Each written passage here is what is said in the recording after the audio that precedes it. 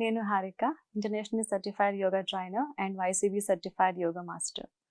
ఈరోజు మనం పొట్ట చుట్టూ కొవ్వు పేరుకోవడానికి గల కారణాలు, అలాగే ఈ పొట్ట చుట్టూ కొవ్వు పేరుకోవడానికి సంబంధించిన వివరాలు, అలాగే యోగాసనాలు ఎలా చేయాలో చూద్దాం. ముందుగా ఈ పొట్ట చుట్టూ కొవ్వు పేరుకోవడానికి కొన్ని ముఖ్యమైన కారణాలు ఉన్నాయి. అవి ఏంటంటే highly processed food and calorie food తింటాం. అవి desserts, baked items, packaged foods, canned foods, ఇలాంటివన్నీ ఎక్కువ మోతాదులో తీసుకోవడం. ఫుడ్ టైమింగ్స్ అనేవి ఫాలో అవ్వకపోవడం. మనం సమయానికి ఫుడ్ తీసుకోకపోయినా ఇర్రెగ్యులర్ టైమింగ్స్లో ఫుడ్ తీసుకున్నా కూడా అది కొవ్వుగా మారుతుంది, సరిగ్గా అరుగుదల శక్తి లేక. తర్వాత నెక్స్ట్ ఇంకో ముఖ్యమైన విషయం ఏంటంటే ల్యాక్ ఆఫ్ ఫిజికల్ యాక్టివిటీ. శారీరక వ్యాయామం అనేది తప్పనిసరి. శారీరక వ్యాయామం లేకపోవటం వల్ల కూడా మనకి ఈ పొట్ట చుట్టూ కొవ్వు అనేది పేరుకుంటుంది.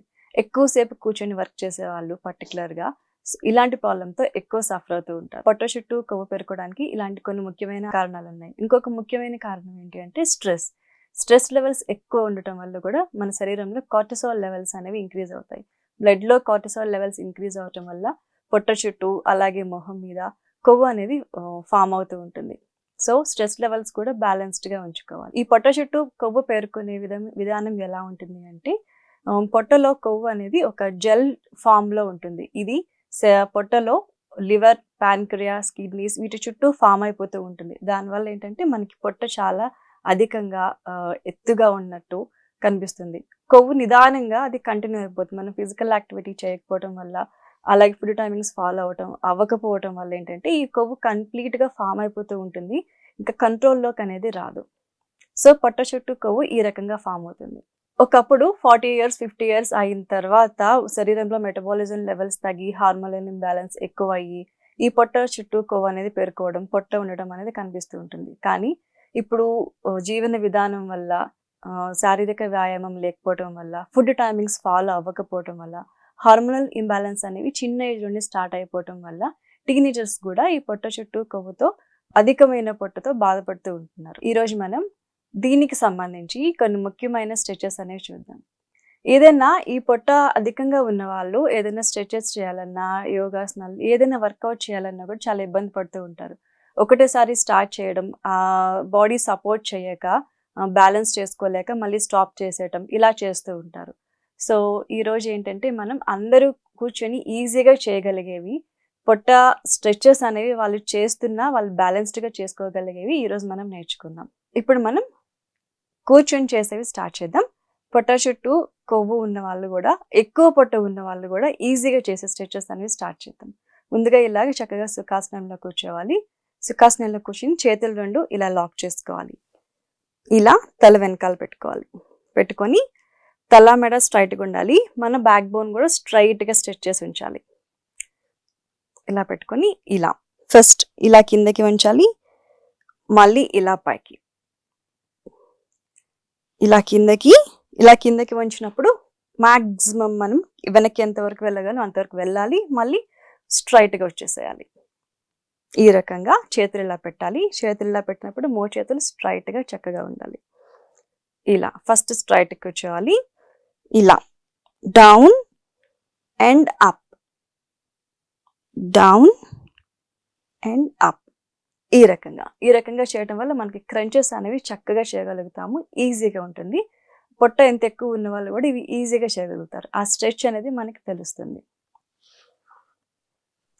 తర్వాత మనం చేసేది హ్యాండ్స్ ఇలా స్ట్రెచ్ చేసుకొని ఇలా మధ్యలోకి ఇలా స్ట్రెచ్ చేయాలి.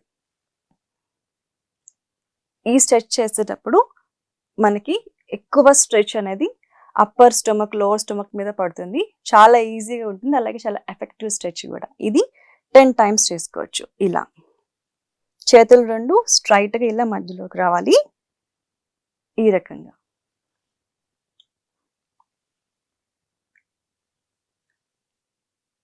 ఈ స్ట్రెచ్ అనేది 10 times చేసుకోవచ్చు. తర్వాత సైడ్ స్ట్రెచ్,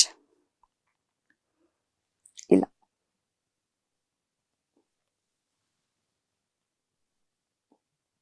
ఈ రకమైన స్ట్రెచ్ ఇది కూడా ఒక 10 times చేసుకోవచ్చు. ఇలా చేతులు స్ట్రైట్గా స్ట్రెచ్ చేయాలి, మళ్ళీ మధ్యలోకి స్ట్రైట్గా రావాలి, మళ్ళీ చేతులు స్ట్రైట్గా ఇలా స్ట్రెచ్ చేయాలి, సైడ్ స్ట్రెచ్, మళ్ళీ మిడిల్లోకి రావాలి. తర్వాత స్ట్రెచ్ వచ్చేసి హ్యాండ్స్ ఇలా పెట్టాలి, స్ట్రైట్గా కూర్చోవాలి, హ్యాండ్స్ ఇలా పెట్టాలి. ఇలా మనకి భుజానికి సమాంతరంగా మోచేతులు కూడా ఇలా స్ట్రైట్గా పెట్టాలి. ఇలా పెట్టి తల మెడ వెన్నుపూస స్ట్రైట్గా ఉండాలి. ఇలా స్ట్రెచ్ ఎంతవరకు మీరు స్ట్రెచ్ చేయగలుగుతారో అంతవరకు స్ట్రెచ్, మళ్ళీ స్ట్రైట్గా వచ్చేసేయాలి. ఇలా కుడివైపు ఎడం వైపు.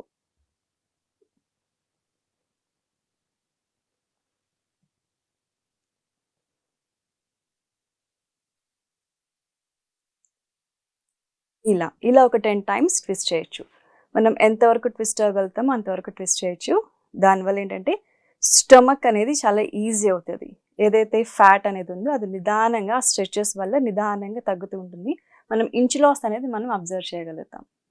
ఇందులోనే ఇంకొక స్ట్రెచ్, మళ్ళీ హ్యాండ్స్ ఇలా పెట్టాలి, చేతులు ఇలా భుజాల మీద స్ట్రైట్గా కూర్చోవాలి. స్ట్రైట్గా కూర్చొని ఎంతవరకు మనం నిదానంగా స్ట్రెచ్ చేయగలమో అంతవరకు మన మోచేతులు ఈ రకంగా నేల మీద తాకాలి. ఇలా మళ్ళీ స్ట్రైట్గా వచ్చేసేయాలి. ఇలా మళ్ళీ స్ట్రైట్. ఇది చక్కగా బ్యాలెన్స్ చేసుకుంటూ చేయాలి. స్ట్రైట్గా కూర్చోవాలి, చేతులు ఇలా భుజం మీద పెట్టుకోవాలి, చేతులు సమాంతరంగా పెట్టాలి. నిదానంగా బ్యాలెన్స్డ్గా సైడ్ స్ట్రెచ్. ఇలా